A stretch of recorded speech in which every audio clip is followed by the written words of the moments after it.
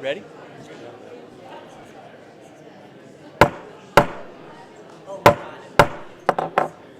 Good evening, everyone. I'd like to call to order this regular meeting of the Ballston Spa Board of Education for December 6, 2023. If we can all rise for the pledge. I pledge allegiance to the flag of the United States of America and to the republic for which it stands, one nation, under God, indivisible, with liberty and justice for all. I'd like to welcome all those who are in attendance in person. I'd like to welcome those watching online. For those who are here in person, if for any reason we had to evacuate the library, there are two emergency exits behind me in either corner that lead outside, and there is the entrance out into the hallway. I'd like to also welcome tonight, we have some special guests from our Washington, Saratoga, Warren, Hamilton, Essex BOCES. I have the pleasure of also serving on the Board of Education for the Wishwe BOCES. And with us tonight, we'll be doing a presentation later. Our Dr. Tarina Parker, our District Superintendent, Tony Muller, who is the Senior Executive Officer of the BOCES. We have Kate Atanasio, who is our HR Director, and we have Dave Petriska, who is one of the other board members and the Vice President of the board. So they're going to be doing a presentation a little bit later, and we're also going to be hearing from some of our own Ballston Spa students about their BOCES experience in their programming, and I hope that many of you can stay for that presentation. I know many of you are here for our recognition tonight. We have a special partner recognition and our fall sports recognition. I'd just like to take one moment at our opening to acknowledge and address the occurrences of cut bus runs and delayed bus runs that are of great concern to the district, to myself, our other board members. I recognize that it is a burden and an inconvenience placed on our district students and families when this occurs, and understand the frustrations that some have expressed. Since the school opening in September, Dr. Duca has made the board aware of the occurrences, the scope, and the many avenues of effort that have been underway since this summer to try and reduce and eliminate these occurrences. Like many districts in this area, in New York State and in our country, we are managing the situation as best as possible against the realities of the current labor environment. Dr. Duca will now provide some additional information.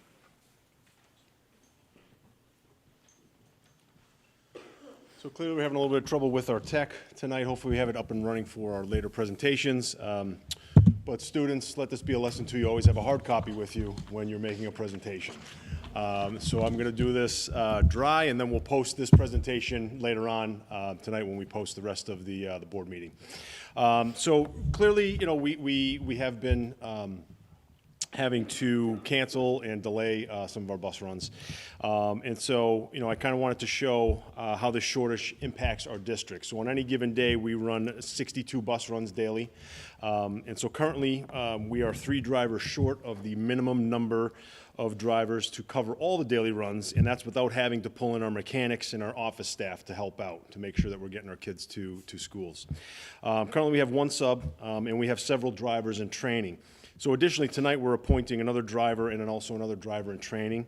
But unfortunately, you know, with all these circumstances, canceled and delayed runs are currently an unfortunate reality for our district and others.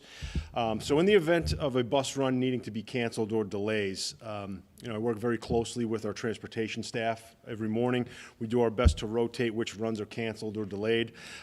We send a communication to parents and caregivers as early as possible, and that comes in the form of a phone call, an email, and a text message. We're able to target specific buses, and so families on those particular buses get the message. Then we post our cancellations and delays over to the district website. And also, whenever possible, we try to alert parents and caregivers the previous night to lessen the burden. And we certainly understand it is a large burden to ask that you transport students on a short notice thing. I will acknowledge that sometimes we have gotten messages out late, and that's really due to the office staff driving. Everyone is pitching in at transportation to try to transport as many of our students on a daily basis as possible, and that does mean our mechanics and our office staff drive. And so sometimes, in the haste of making sure we got things covered, we send out a delayed message. And so I'll certainly acknowledge that, but we're certainly working to make sure that that isn't the norm, and that really it's been a couple of isolated instances over the course of, the 12 weeks we've been in school. So we started, mitigation efforts and trying to help the current shortage. We continue to post our job openings on various platforms, including OLAS, which is a kind of an educational job application site. Facebook, Indeed, our district website, and most recently we've started a partnership with RecruitFront, which allows the job posting for transportation, whether it be drivers, sub-drivers, attendants, routing specialists, mechanics, anything transportation. Those stay open constantly, so they never close. So, every time we get an applicant, it goes to transportation. We go through our process of potentially hiring that person. We've held 2 drive-a-bus recruitment days. We've increased hours for drivers. We've also created opportunities for drivers to pick up hours in between driving times in our various schools. So we had some drivers say that they would love to have additional hours, and obviously they're not driving all day long. So we allow employees to pick up additional hours as building school aides at our buildings when they aren't driving. We offer a very competitive salary and benefits package. Our starting driver rate is the highest in the region, and we have full benefits.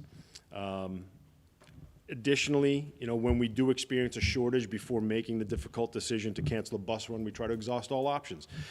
Every attempt is made to find a sub-driver, and our mechanics and office staff are also driving. We can't empty everybody. We have to have, legally by law, we have to have some folks remain back at the garage, but where everyone's chipping in. And we're continuously trying to create routing efficiencies, but we're also careful not to extend a student's seat time on a bus. So right now, our average seat time on a bus for our students is approximately 30 minutes. Talking to some colleagues around the region, they're combining runs, but some of that seat time is in the 60-minute to 90-minute range. So that's not great either. So there's not a lot of great solutions. There are some districts that have expanded their walking distance. That's not great in the winter. So we're looking at all different ways and aspects, and we'll continue to do so. This was going to be my really powerful, impactful slide, but you'll have to trust me and look at it later. But so we'll continue to exhaust all options and implement creative solutions. And frankly, our goal is to not cancel any runs on any given day. And so the slide said questions. So if any of the board members have questions. Any questions from the board members? I do have one question.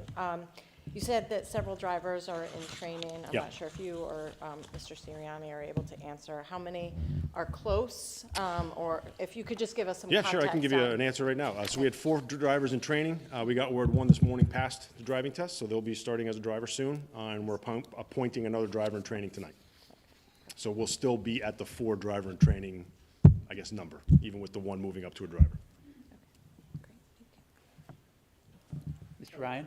Maybe just elaborate for everyone that when you do have to cut the high school bus run, we do have flexibility for the elementary schools to try to get at least some. Yeah. Yeah, so that's something that we had worked out. Obviously, high school, middle school, the ridership is a lot lower than our K-5. And on any given day when we're cutting a high school, middle school run, obviously those kids are a little bit older. So if they do have to stay home, it's a little bit more manageable than a K-5 student. So what we have in place is, we cut a high school, middle school run. We do a 1-hour delayed run. I call it a 1 hour because that's the maximum, but it's anywhere from 30 to 60 minutes of a delayed run for our K-5 runs. So I think everybody kind of understands things, but in our district, high school, middle school runs on the same time schedule. So that first run transports our students here. drivers drop off, they leave and go pick up the K-5 students.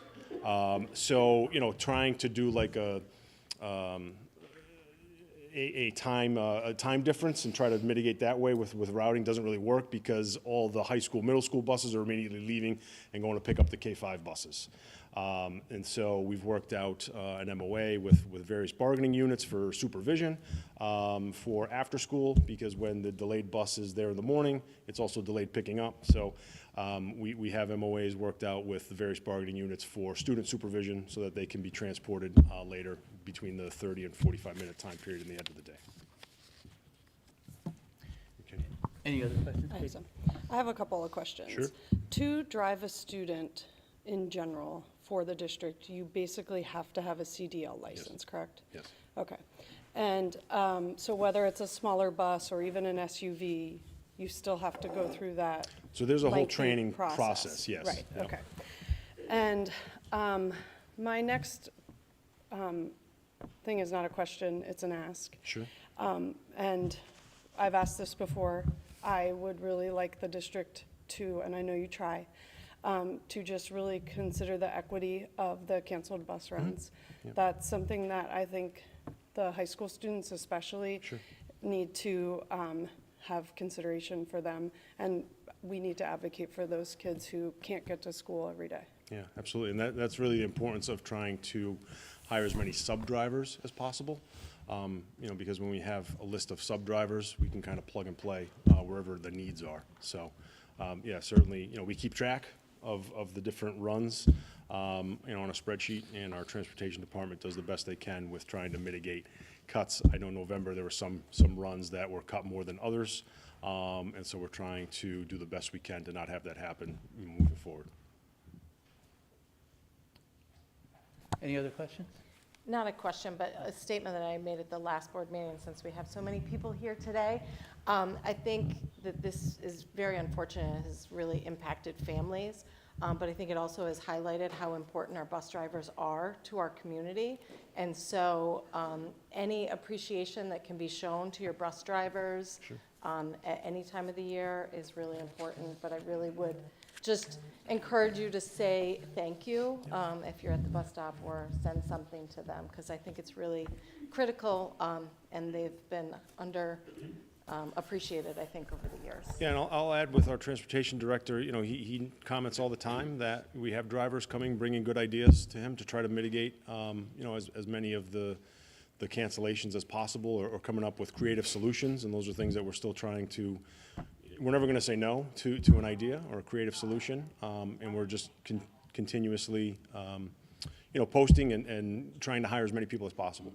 You know, there's no. Somebody asked me, you know, what number do you stop at? It's like we don't. We're just going to keep hiring people, so that we don't run into these issues in the future. Thank you. All right. And so next in our agenda is our recognition.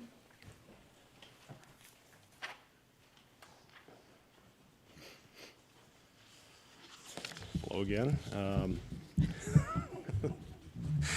So as the title sponsor of the Ballston Spa High School robotics team, Ballston Spa National Bank generously donates $6,000 each year to cover the cost of the team's registration for FIRST, which is for Inspiration and Recognition of Science and Technology competition. This consistent donation allows the team to continue to grow, compete, and mentor new teams in the district. BSNB is a valued partner of the Ballston Spa Central School District throughout the year, and the support to our robotics program is a key component in their success.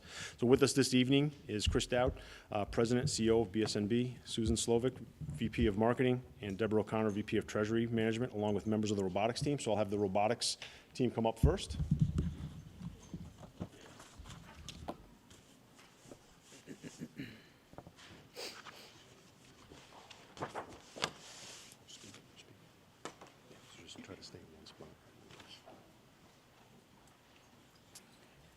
Thank you so much, Ballston Spa National Bank, for the donation. It's contributions like these that allow us to do what we do. I'd like to give a little rundown on what our team is. This year we have 38 members, which is about double what last year's team was. We have 5 mentors with groups of RPI students helping us out, and also some relatives of team members helping us out. Our team has 5 official sub-teams: mechanical, electrical, programming, computer design, and business. And just last month, we held Robot Rumble here at the high school, where 18 different teams came here to participate in a friendly competition based off of last year's game. It was an amazing opportunity for our new members to really test out what robotics is and test out the robot, watch the games, and even fix the robot. And along with that, the community really got to understand the experience of what robotics is. And that was either with teachers, parents, or just anyone from Ballston Spa. And it was amazing to see how many people showed up. We were very grateful. We were also, on that day, we were found on 3 different news channels, 6, 10, and 13, and also were featured in the newspaper. Competitions allow us to make connections with teams all from different districts, such as Shen or Shaker.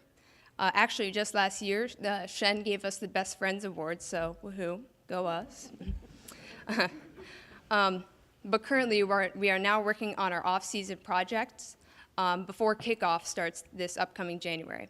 Our main thing is we're working on our new drive base for a robot, which is brand new, is way more advanced than last year, so we're having fun getting started with that.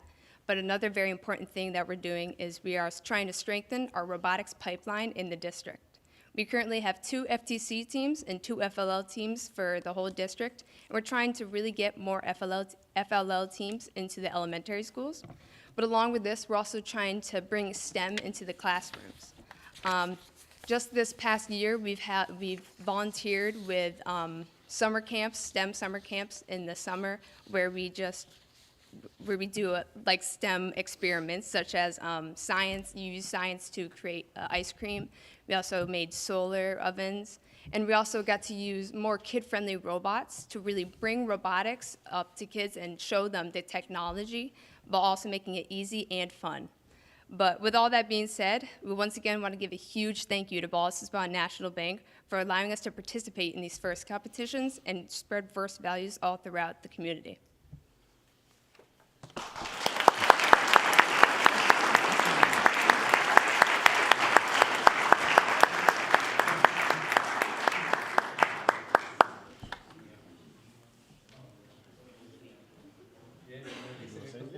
Yeah, absolutely.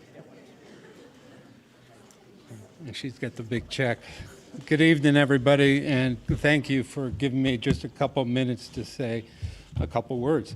First of all, congratulations and thank you to the team and the teachers, all the people that volunteer.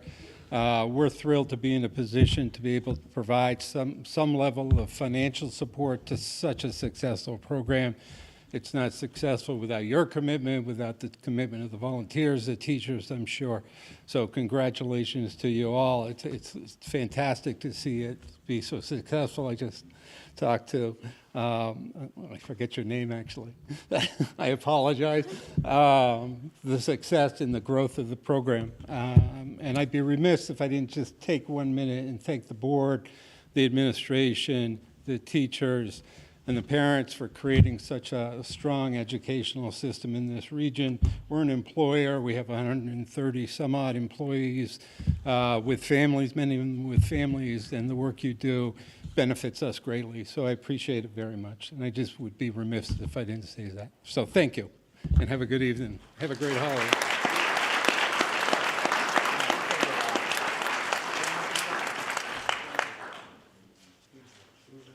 In front? Yeah. Go down.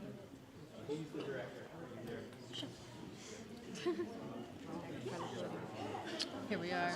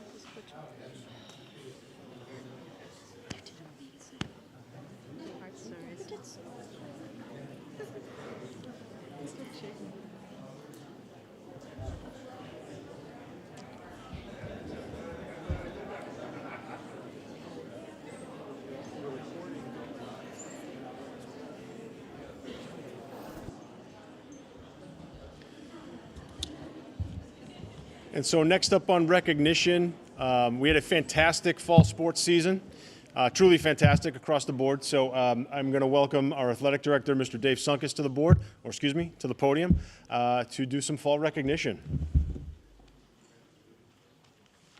Thank you, Dr. Duca. Thank you, board, for the opportunity to highlight some of these kids that have had exceptional fall season. The first thing I want to highlight is here at Ballston Spa, we really look to have the student athlete and not just the athlete.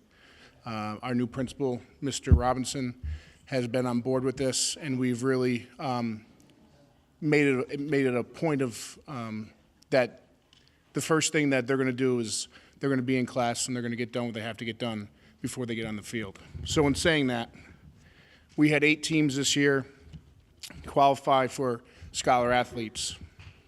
We had 117 students total with a combined GPA of 94.527. It's pretty good. Our girls tennis team had a GPA of 95.086. Our boys golf team and sectional champions had a GPA of 93.870. Our boys soccer team had a GPA of 92.012. Our girls soccer team had a GPA of 95.643. Our girls volleyball team had a GPA of 92.772. Our boys cross country team had a GPA of 94.876. Our girls cross country team had a GPA of 96.027.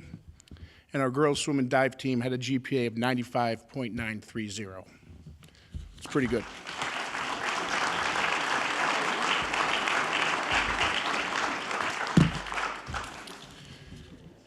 The first student athletes I'd like to call up, these are our first team All-Suburban Council Award winners. So first, I know she's not here, we have Isabella Caldi in the tennis program. Next, we have Evan Waddy, varsity cross country. Come on up, Evan.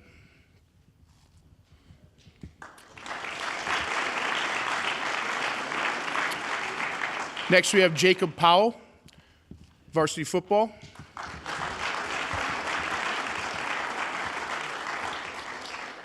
Aiden Ryan, also off varsity football.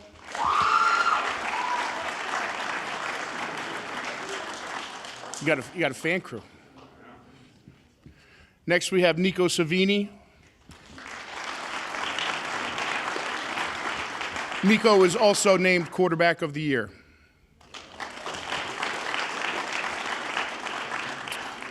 Next, we have Louis Fiorino.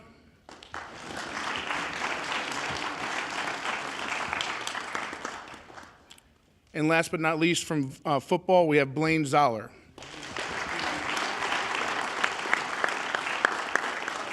Blaine was also named All-Purpose Player of the Year.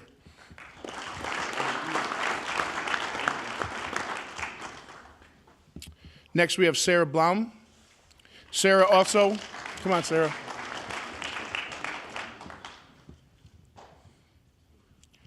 Sarah had an outstanding season. She was a 2-time sectional champion in the 50 free and the 100 fly, and also qualified for states this season. Congratulations.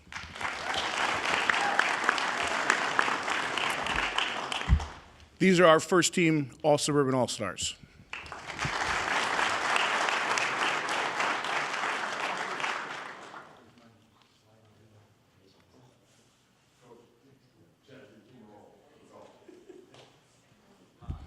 Oh, I thought you were going to do him. We'll get him. Hold on one second, Mr. Williams. All right, you take care. Go ahead.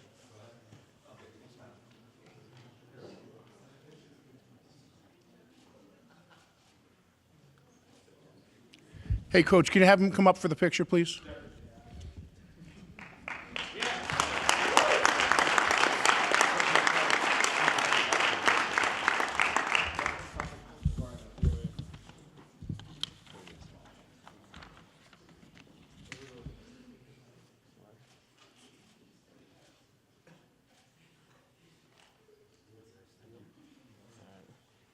You're good. Thanks, guys.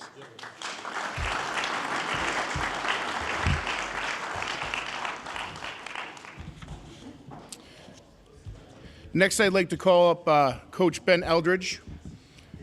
Coach Eldridge is our golf coach here, and Coach Eldridge was named Suburban Council Coach of the Year this season.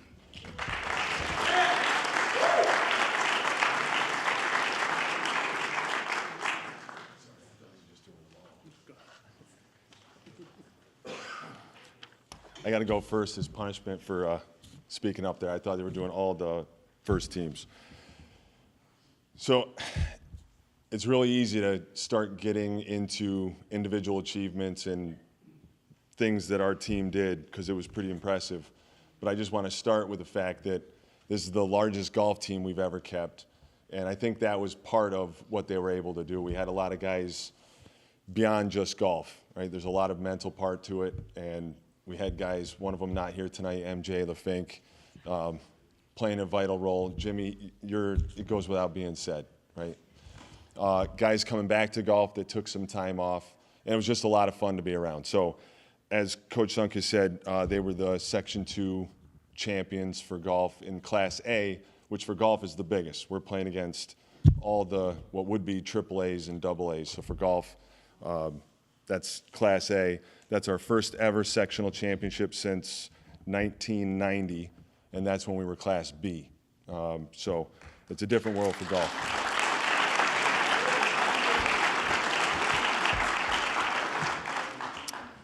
In the Suburbans, we tied with 11-2 record with Shaker and then lost to a head-to-head. So ended up third place in the Suburbans, best finish ever since we've joined that league. And we had 6 players qualify for sectionals, which is the most you're allowed to bring. And that's the most we've ever had. Of those 6, 5 made it to the first round of state qualifiers, 3 made it to the second round, and we have 1 player, Jeffrey, making it to the states, which is in June. So I'll just call the guys up, and I'll save the 6 that made sectionals for the end. So guys that didn't qualify for sectionals but played a role in all of our matches leading to this third place Suburbans. Connor Acton.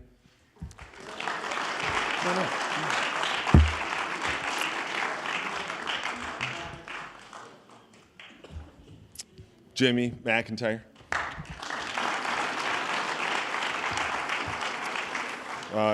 Gavin McHugh and MJ LaFink are not here tonight that I saw.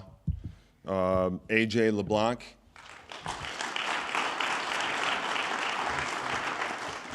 Strong hockey players make good golfers. Connor Garrett.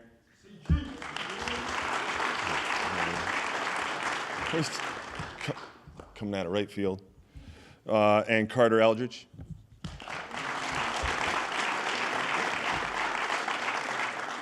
Coach Stainline let him out of about 30 minutes of basketball practice, which probably have to pay for afterwards. So again, didn't qualify for sectionals, but played valuable roles as the season went on. I'm thinking back to the first match against Guilderland. They were one of the better teams. One of our better golfers was away on a tournament, and Carter, as a freshman, stepped up. We counted his score in that first round, and we ended up beating him by single digits, 3 or 6 or something like that, which ended up being a pretty important match for us. All right, and I'll save the seniors for the end. We'll start with Jeffrey. Not only was he first team All-Suburban, he was a Times Union first team All-Star, qualified for sectionals, finished tied for 5th. He was a first round leader of the state qualifiers, finished 3rd at that, and he made the Section 2 state team, first player to do that since 1999. Jeffrey.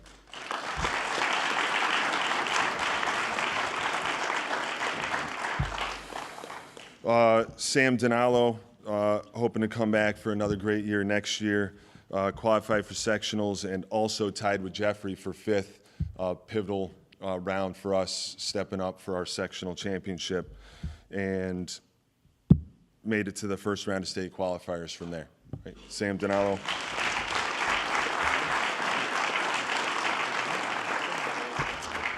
And then Nate Hill, qualifying for sectionals for us, was in the heat of it there for a little while at sectionals, right? That's all I got, Nate.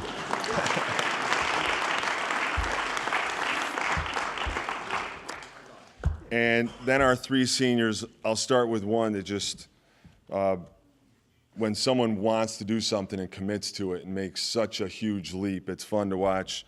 And this kid, the jump from JV, and then just kind of fell in love with the game and said, no, I want to be really good. And boy, did he turn that around and did a lot of good stuff for us. Second team, all Suburban Council, qualified for sectionals, finished tied for 32nd, was a counting score. Made it to the second round of state qualifiers, where he finished 14th, just a little bit outside of what he needed to for the state tournament team. That's Alex Wade.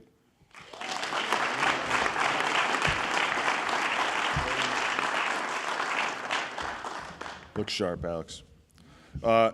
These next two, they have been varsity golf for me since I took over, right during the whole COVID thing. So this is going to be very strange for me next year without these guys on it. It'll be new. It'll take a little bit of getting used to. Losing a team dad, and we'll have to figure out something else. So we'll go first. Gavin Tribley, 5 years on varsity golf, all Suburban Council honorable mention, qualified for sectionals, made it to the second round of state qualifiers, and I was right there for so long on that second day, wanting to get to that state team. So proud of him for everything he's done. Gavin Tribley.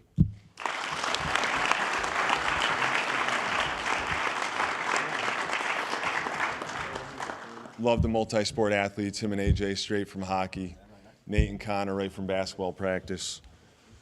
Jeffrey's probably straight from the simulator hitting balls. Is it? Yeah, let's go.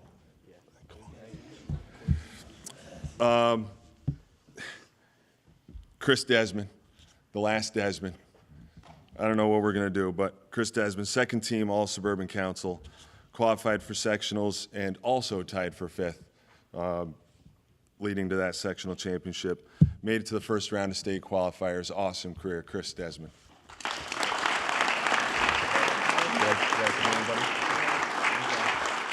Well, I said they weren't here. Did he show up? Yeah, I said Gavin McHugh and MJ LaFink not here. So your Section 2 large school champions. Good job, guys.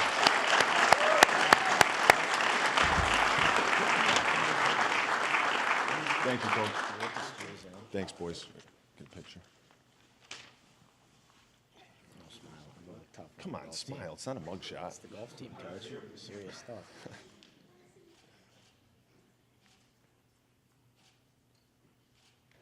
It's a lot of pictures. Good? Thank you, boys.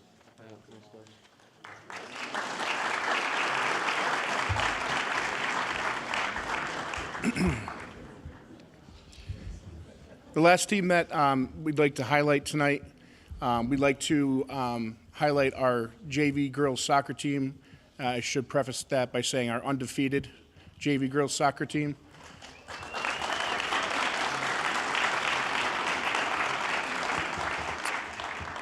Coach Rettersdorf is ill, and Coach Powers just had knee surgery, so they were unable to make it. But Mr. Priest from the soccer community is here to bring them up. Also, I'd like to bring the Soccer Booster Club up. They have a gift that they'd like to give the girls. So I'll have Mr. Priest call the girls up, and the Booster Club will give you your gift.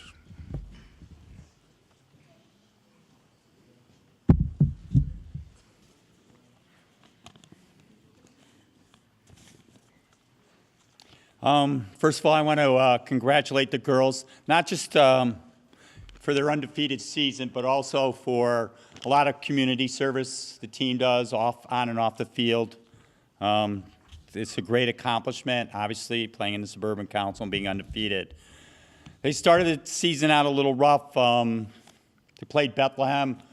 I think the score was, and Bethlehem's a powerhouse usually every year in soccer. They've been undefeated many years. They won 12-0. So then from the games on, they toned it down a little. Beat Shaker 5-1, Niskuna 4-1. Kept going 6-0, 7-0, 10-0. By the end of the season, they had only let in 4 goals. So it's a phenomenal accomplishment. And me being a community member, very proud. I know a lot of these kids. So they're great athletes on and off the field and great students. I'd like to call up Grace All. She here? No. Grace All, congratulations. Annabelle Burnett. Yeah. Barrett. Sorry, Annabelle. Taylor Degato. Avery Denalo. Maddie Ibeki. Emma Ewan. Madeline. Maya G. Not here. Aaron Hansen. Sadie Hill. Adia Hunter. Avery Hunter. Anna McEwen. Maeve McLaughlin. Sophie Sachi. Leah Smars. Ava Taylor. Avery Twist. Abby Warner. Liv Wheaton. Haley Wiltsey. Get to start her. Hey, grab this. Yes, it's a bracelet from the Booster Club. The Booster Club, from the high school Booster Club, purchased them all a nice present bracelet for being undefeated. Undefeated girls JV soccer team.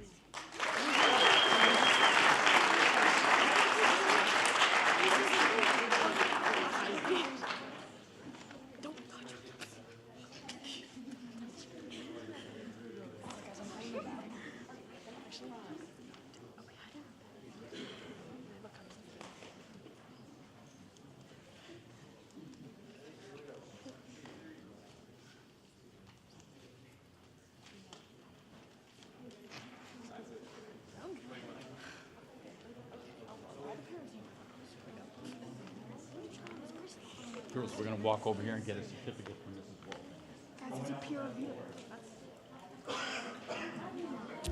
Walton. So that concludes our recognition for fall sports. I just want to say we can't do it without the board.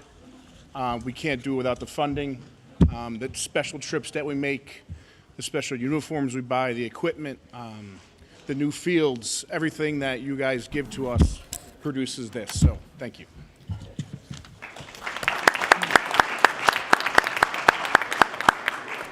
And I'd also just like to thank all the parents and grandparents and supportive family members, and of course the booster clubs. Thank you. And we're going to take a slight pause here while we have some of the parents and students from the recognition leave the meeting.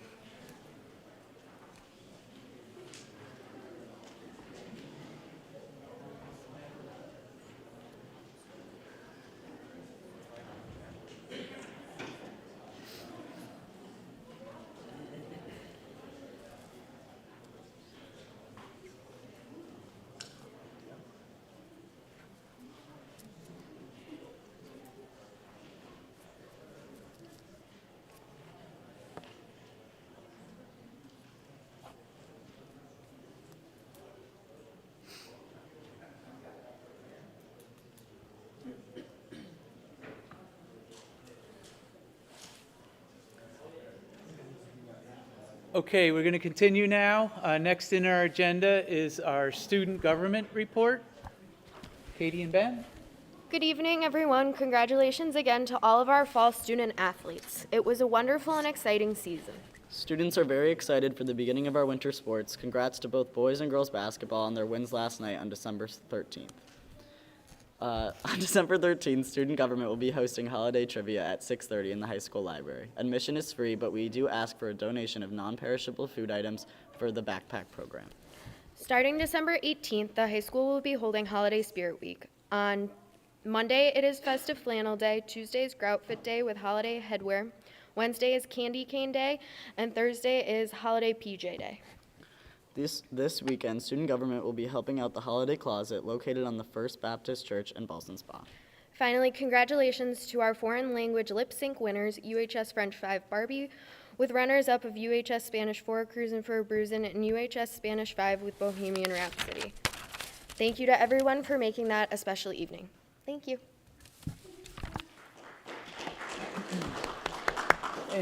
Any questions for our student government from the board members? No? Well, thank you very much, and you can excuse yourselves.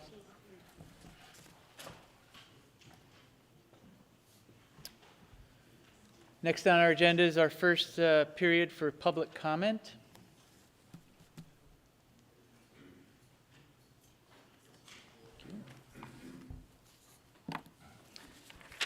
As I always do, I'm going to read our guidance for public comment. The Board of Education welcomes district residents, parents, and other interested persons to its meeting. Community involvement at board meetings is encouraged so that the board can better understand and represent the views of its constituents. Please be aware, however, that information such as individual student information or particular personnel issues cannot be discussed at public sessions of the board. Speakers will be called upon individually. When recognized by the board president, will be asked to approach the podium, state your name and residence. Please address all comments to the board as a whole and not to any individual board members or district staff. Statements are restricted to a maximum of 2 minutes. Speakers will be notified by the board president when his or her time has expired. The board and the district staff take public comment very seriously. However, the board will not respond to comments or questions during the public comment period. The board asks the public's cooperation in maintaining a safe and respectful environment, and the board president reserves the right to limit individual comments if it is deemed necessary. To achieve this, speakers will please not make slanderous attacks on any group, organization, or individual, a member of the board, an employee of the district, a member of the audience, or a member of the public. Will please not use profane, vulgar, threatening, or disparaging language or racial or ethnic slurs. Will please not disrupt the meeting with loud outbursts or other disruptive conduct or behavior, either during the speaker's assigned time or at any other time during the meeting. Speakers understand that a failure to comply with these rules for maintaining a respectful and productive environment may result in early termination of the speaker's allotted time, a denial of future requests to speak, and any other actions deemed necessary by the president of the board, or where appropriate, for example, health or safety measures, the superintendent of schools. Mr. Gertler, you approach the podium. Ladies and gentlemen of the board, good evening.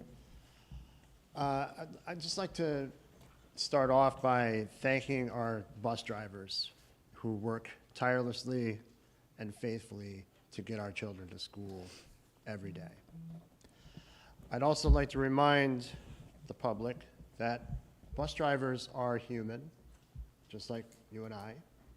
They get sick, they call in, they have vacation time. They go on vacation with their families.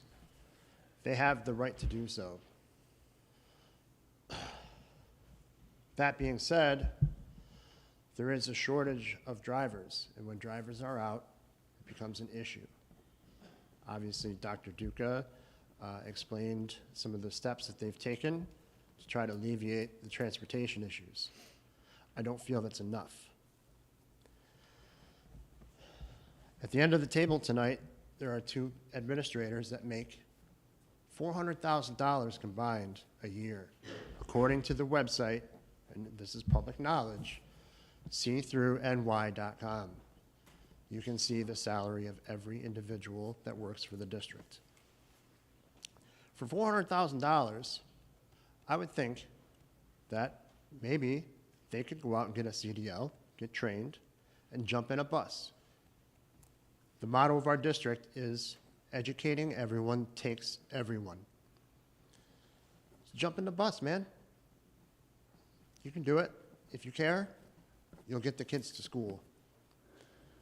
Another thing, they mentioned that they are advertising for hiring. I don't see it. I see little tiny signs, maybe here, maybe there. But oh, when it comes to the $100 million budget to vote on in May, you bet those signs are all over the district. Major intersections, giant signs, 4x8, come and vote. Support $100 million to pay for what? Hiring bus drivers at $22 an hour? Give some people some incentive. Increase the starting price, starting pay for a bus driver. Increase the existing pay for bus drivers. Make people want to come and drive a bus. It's ridiculous. There's a ripple effect on everybody, the entire community. Okay? When you have 4 bus runs that are canceled, that's 60, 80, 100 kids that now parents have to stop what they're doing, late for work. They have to explain to their employers that they're going to be late on a regular basis. Now you got this many more cars in the drop-off lines, in the pickup lines in the morning. It extends everybody's day. It's got to stop. Make it worth it for people to want to come here to drive.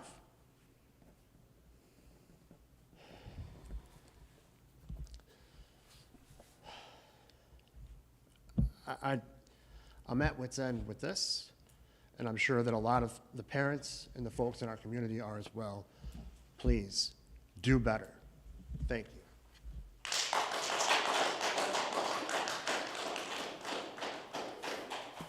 Thank you for your comments.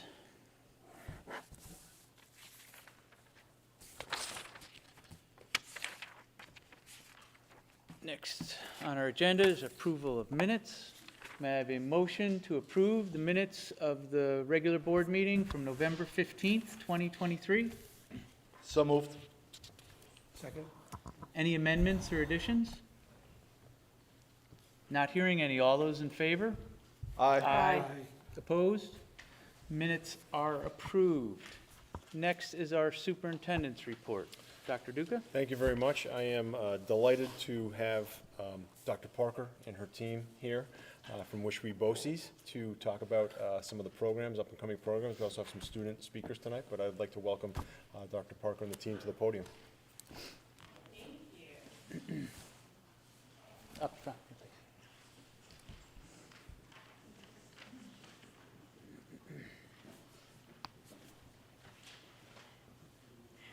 There's quite a few of us this evening. Thank you so much for having us. I'm Trina Parker, the proud district superintendent of the Washington, Saratoga, Warren, Hamilton, Essex BOCES.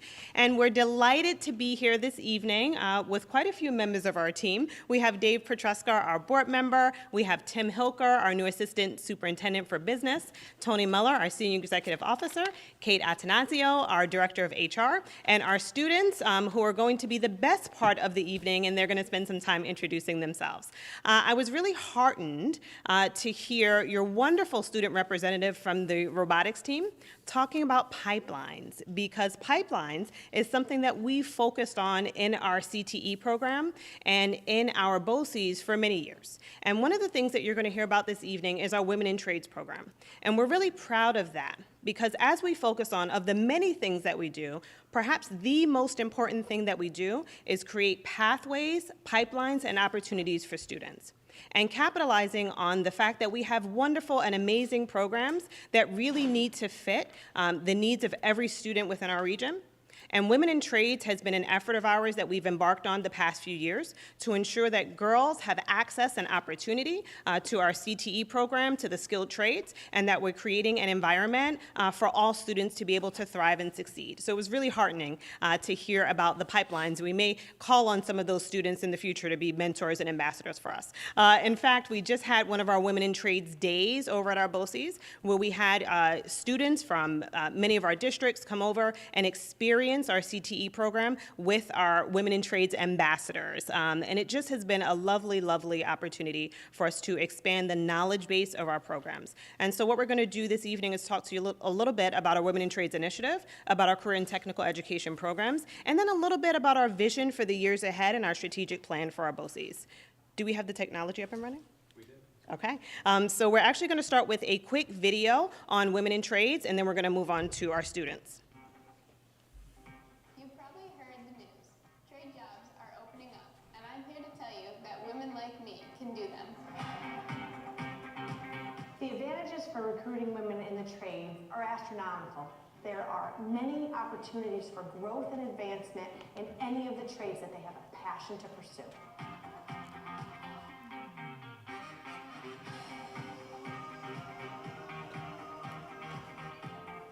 We must break the mold and create a new way for society to think about women in the trades.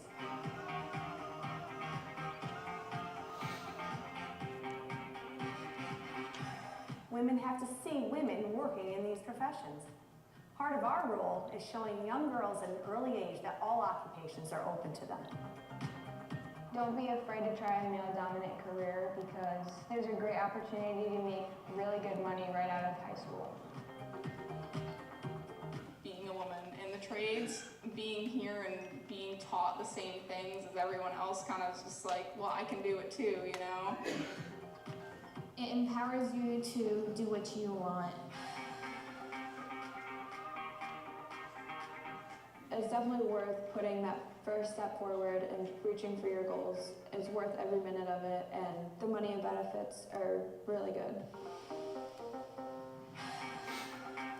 While it's so important for our young ladies to understand what opportunities are before them, it's essential that we raise awareness with the adults in the field. And those are our guidance counselors, our administrators, our teachers, and our parents. And schools can make sure that young ladies understand that they have these pathways before them. Businesses can partner with schools and make sure that those opportunities exist. It's essential that we raise awareness and work together to inspire young ladies to consider the skilled trades and really a non-traditional career path. Help us change perceptions so more women like me can fill these jobs.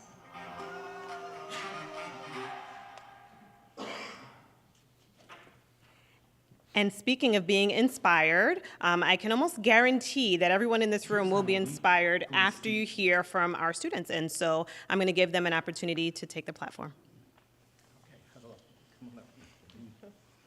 Thank you, everyone, for allowing us to share your students with you here. BOCES is a cooperative of school districts, and it's the bringing together of all of our districts to be able to build programs that would be very difficult for individual districts to do on their own.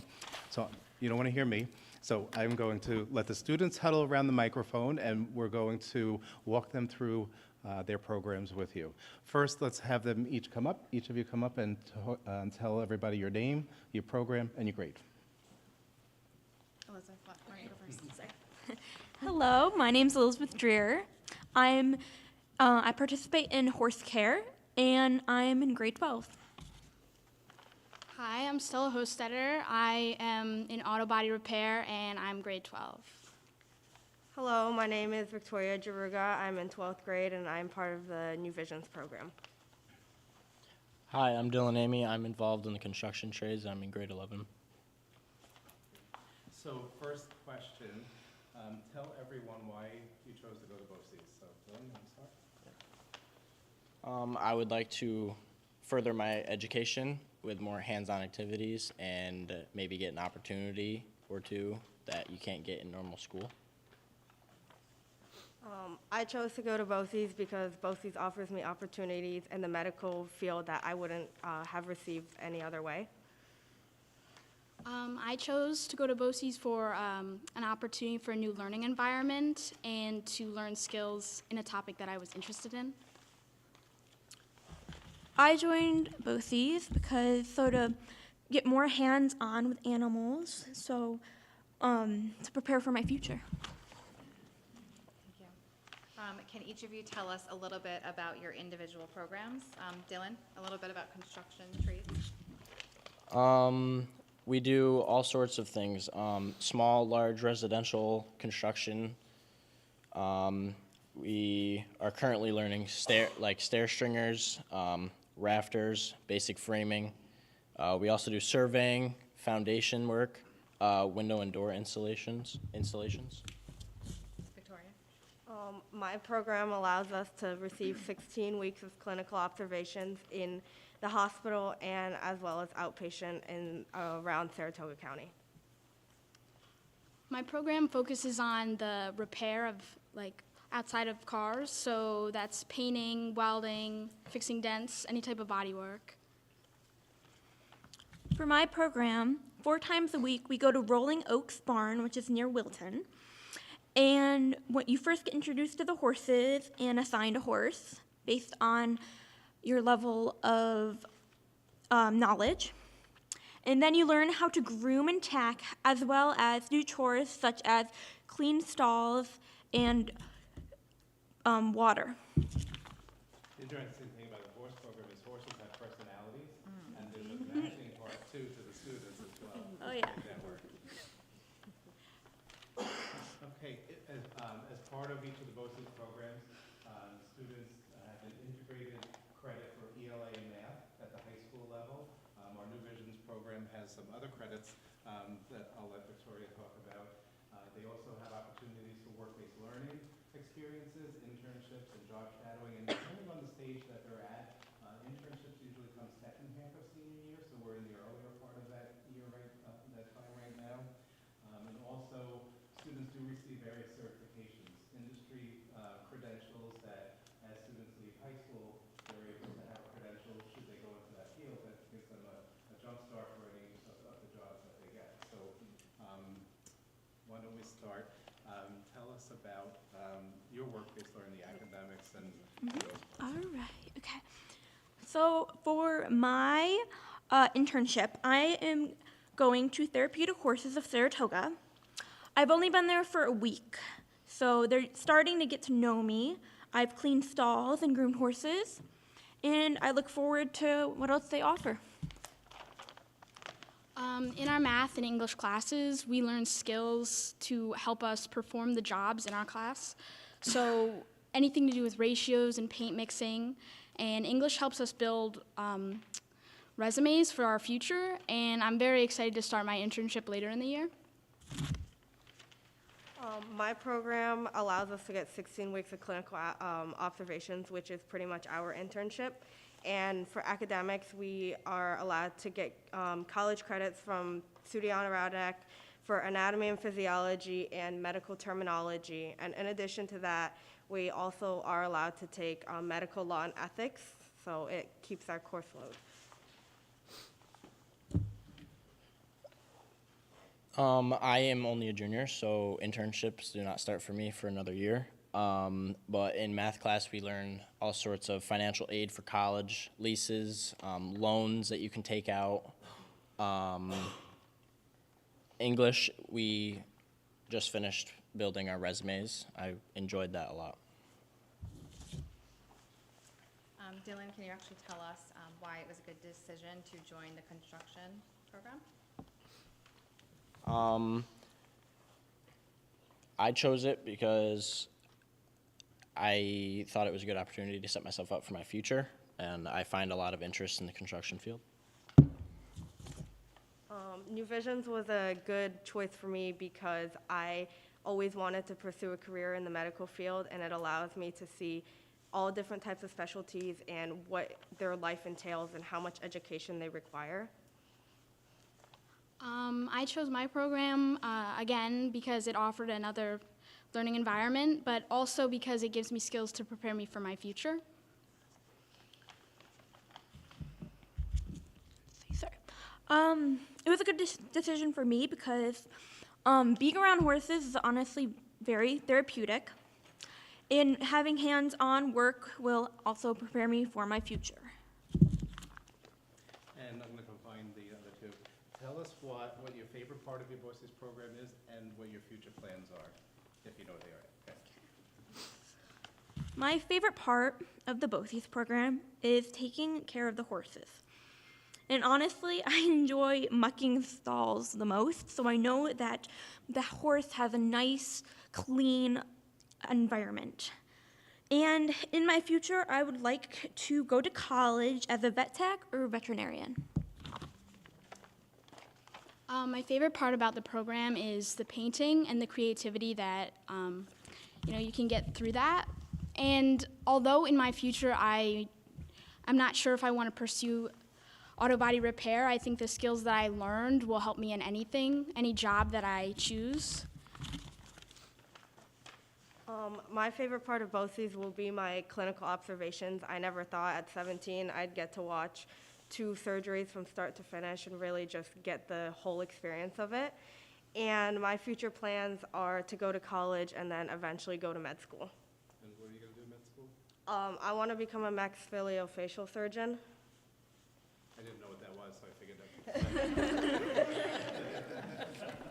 that. My favorite part is working on actual hands-on activities with power tools and hand tools, different types. My future plans, I would like to get my bachelor's degree in a business or construction management, and get a job with that degree and use it to become a project manager. Questions from the board for your students? I know, for the auto body student, do you have a project car yet? And are you team Chevy, Ford, or Mopar? Actually, last year, so each year we have to design and paint a car for the Washington County Fair. And last year I worked on that project, and we painted and designed a Jeep. For the team that I'm on, I don't really have like a specific, in my class there's definitely a divide. Nobody likes Dodge. That's what I gathered. That's what I gathered. All right, good answer, thank you. Other questions?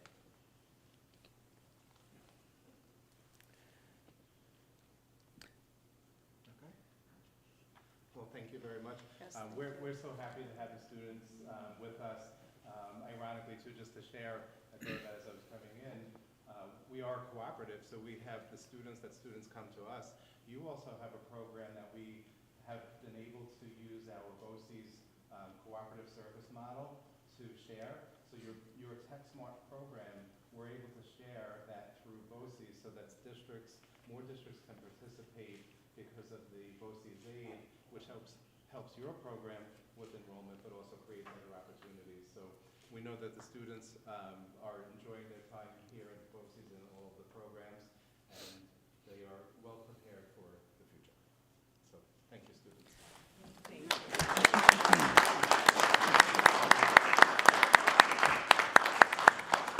Thank you. Almost. And if I could also just kind of put in on the CTE side, we're a larger district, so we have many of our own offerings in-house here. And so I think it's excellent for us to be able to see as a positive model the work that the BOCES does. And certainly we're very interested in promoting our female students to be participating in our programs here within our own district. So I'm always in Dr. Duca's ear about just, making sure that we're doing our marketing part for our own programs to get women and our female students involved. Thank you so much. And students, you did a phenomenal job, and Ballston Spa continues to be one of our strongest supporters and partners, and I think it shows in the outcomes that we have with students. And so just thank you again for your partnership.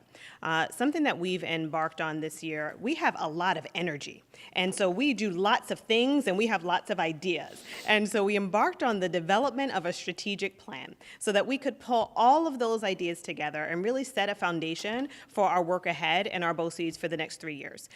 Probably our video can explain it better to you than I can.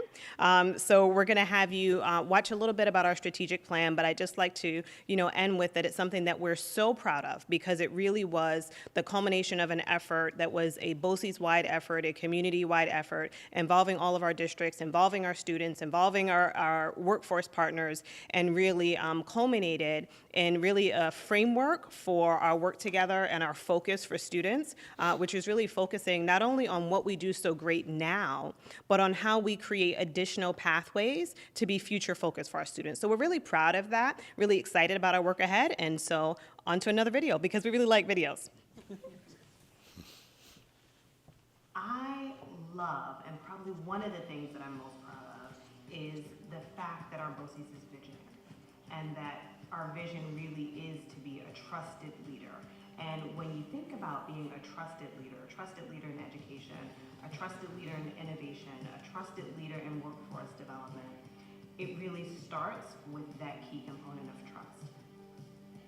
I think the overall picture of the strategic plan is this idea of doing a comprehensive review of all our programs and all the services that we offer districts and the communities we serve, and how do we move those into the next several years. The idea of being future focused, for each student in a 360-degree view of all their needs, while also supporting staff and creating an environment where people want to come to work.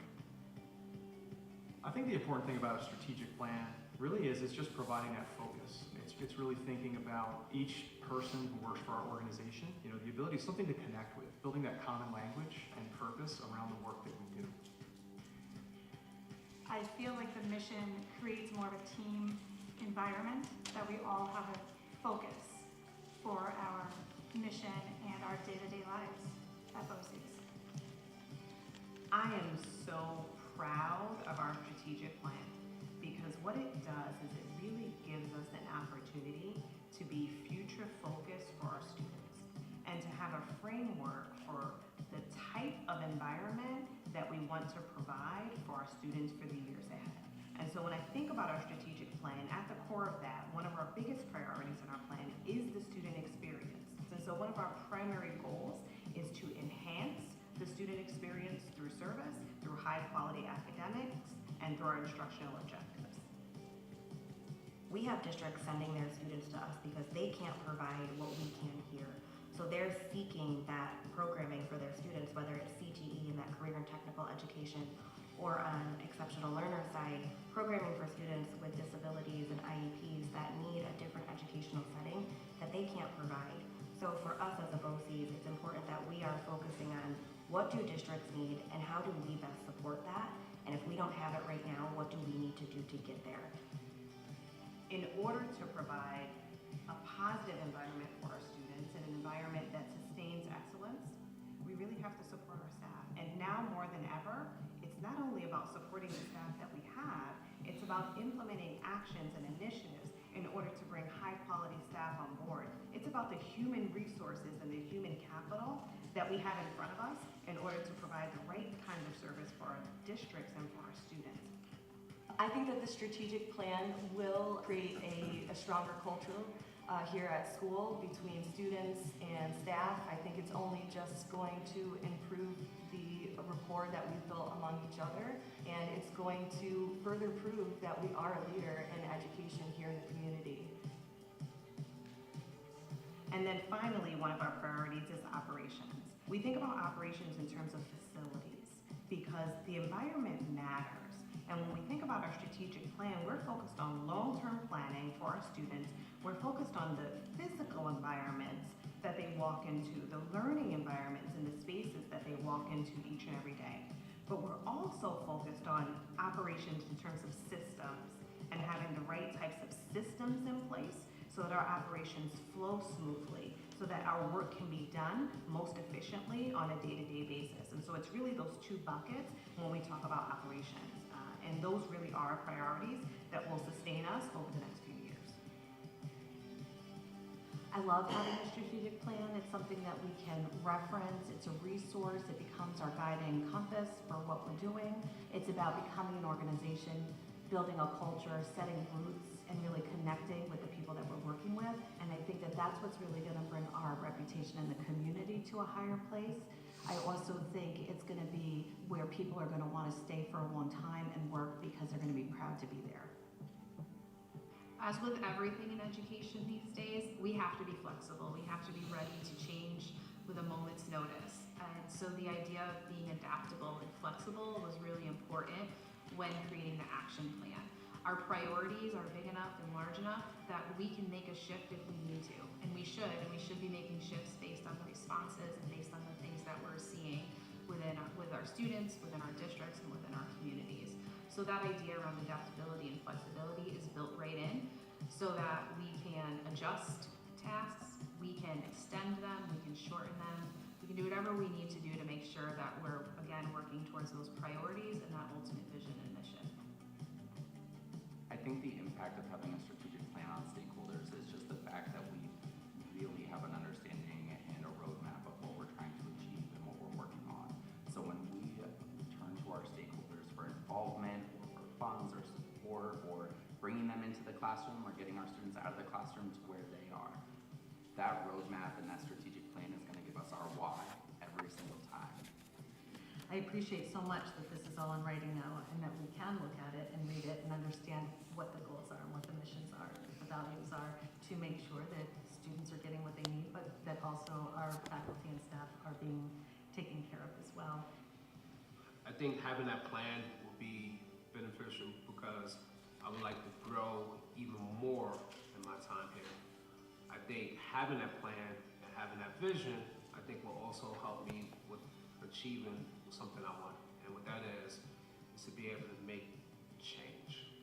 As an educator, I think that just seeing more community involvement will be a great indicator to me that our strategic plan is actually working and has had a successful rollout.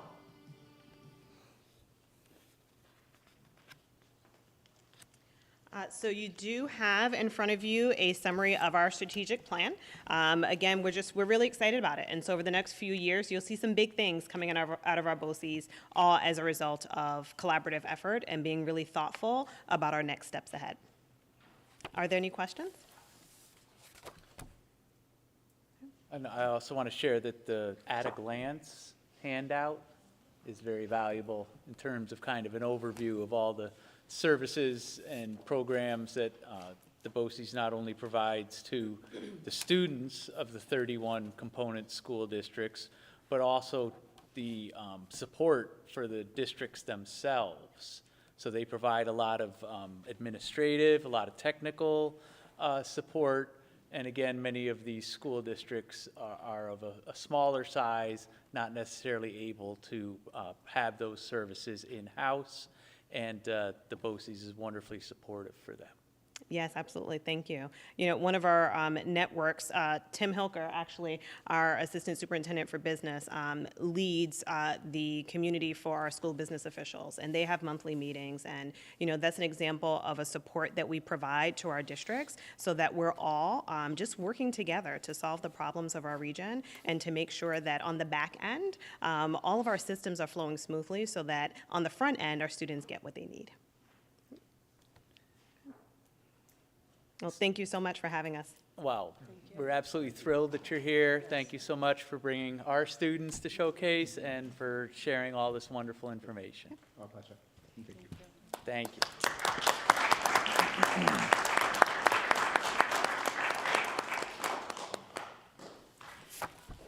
And again, for our board members, you know, I have the pleasure of serving on the BOCES board, so if you ever have any ideas or thoughts or questions or anything that you would like to have me convey, I would be absolutely be my pleasure to do so. So just reach out.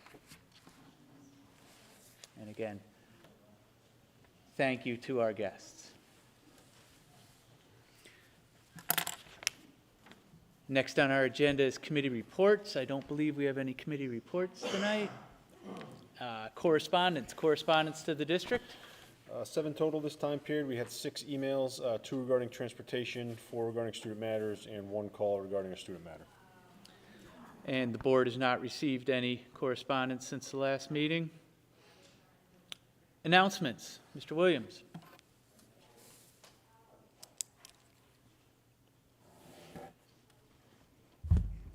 Good evening.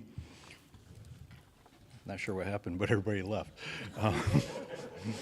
They knew I was coming. So anyways, the winter concerts have kicked in. If you haven't seen one yet, there's plenty of them. There's 9 total.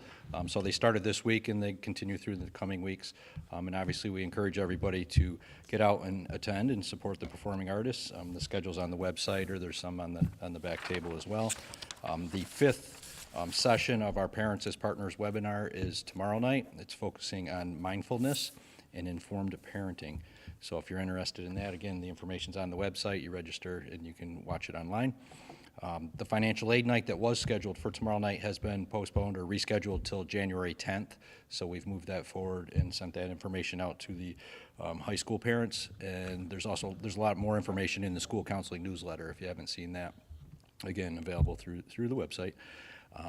We're starting to register for the adult fitness opportunities for the winter session, so that'll start right after the New Year's, but the information again is up there for co-ed indoor soccer and men's basketball, as well as our adult walkabout program in the evenings. That becomes more and more important as now the weather starts getting worse and people want to get out and walk. So they're able to come in and walk throughout the middle school and high school 4 evenings during the week. This weekend on December 9th, the community is sponsoring a holiday community closet. We have some of our folks involved with that and some of our students helping with that as well. So that's Saturday, December 9th from 8 to 5 at the First Baptist Church. It's basically, it's all free for families to come in and shop for different types of items, for household items, items for the students and things like that. Not sure if the kids went into detail on the holiday trivia night next week, but there is the QR code is in front of you on that piece of paper. You're supposed to use that to sign up to participate. So they want to make sure everybody gets here. That's next Wednesday night here in the library at 6:30. At 7 o'clock next Wednesday, we have our community band concert in the auditorium. So you're able to do a twofer if you want. Come to the trivia night and catch part of the concert. I'm on the other end of the building. And your next meeting is December 20th. So, thank you. Thank you. Any other announcements?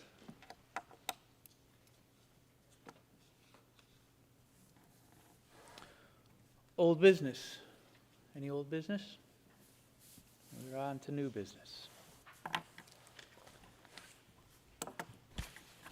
have a motion to approve resolution number 308. Tax collectors report. So moved. Second. Any discussion? Not hearing any. All those in favor? Aye. Aye. Opposed? Abstentions? Resolution passes.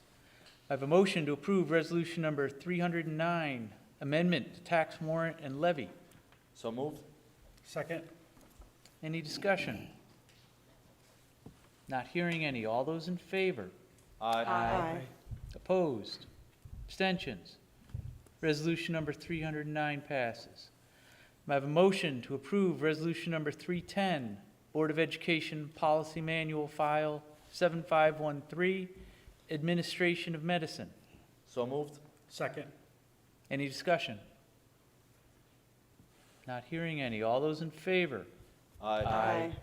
Opposed? Abstentions? Resolution number 310 passes. I have a motion to approve resolution number 311, Board of Education Policy Manual File 7521, Students with Life-Threatening Health Conditions. So moved. Second. Any discussion?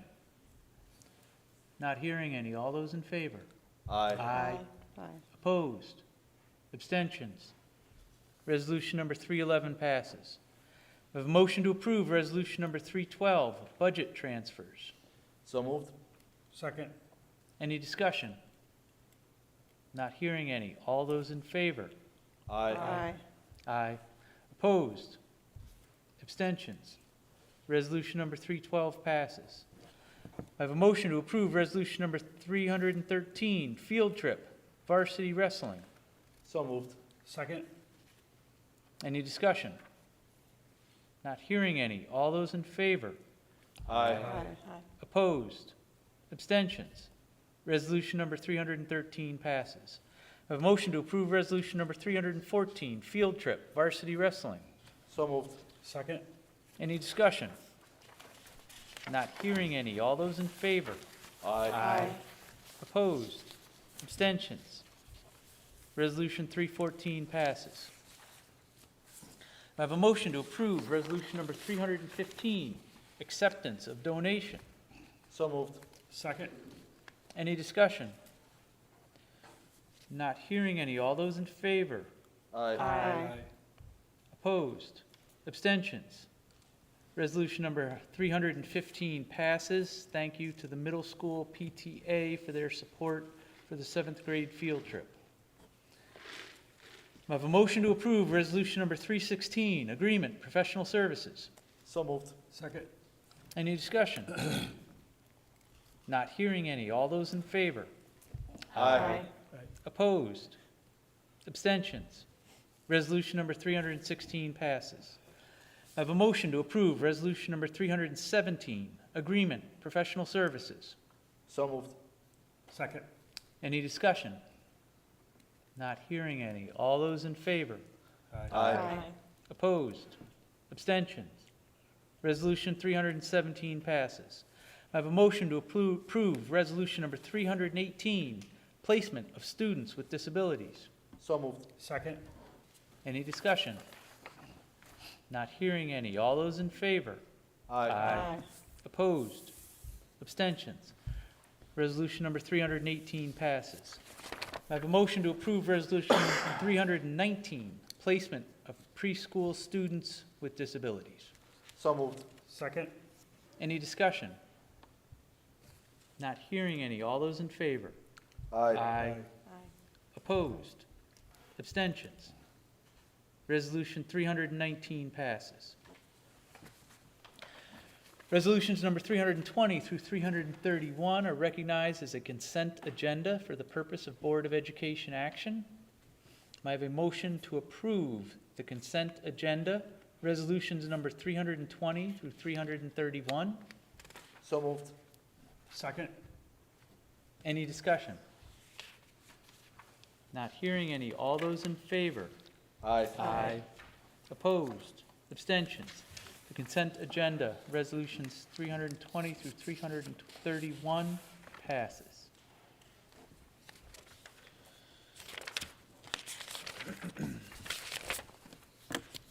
Any other new business? Do we have anyone from our associations messaging? Do not. How about our PTAs, our PTSA? Yes, a few items to discuss. High school PTSA wanted to send out a few thank yous for the recent Breakfast of Champions event. Thank you to Pam Rossetti and Betsy Seplowitz for throwing the event. Thank you to local businesses who donated or gave at-cost items, including Front Street Deli, Stewart's, Hannaford, Smith's Orchid, and Coffee Planet.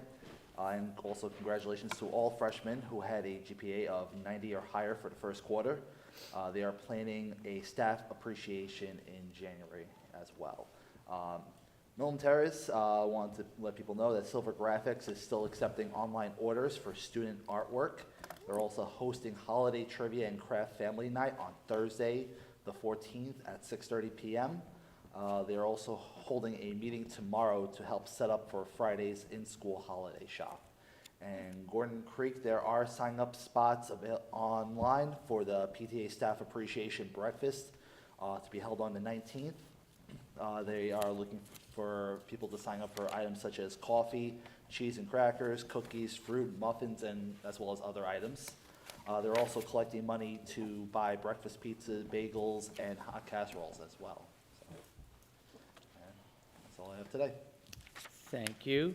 Any other announcements from any of our liaisons to community organizations? Okay. So we're at the time in our agenda, our second period for public comment. Did not have anyone signed up for public comment. So our next meeting is on 12/20, and I need a motion to adjourn. So moved. Second. All those in favor? Aye. Aye.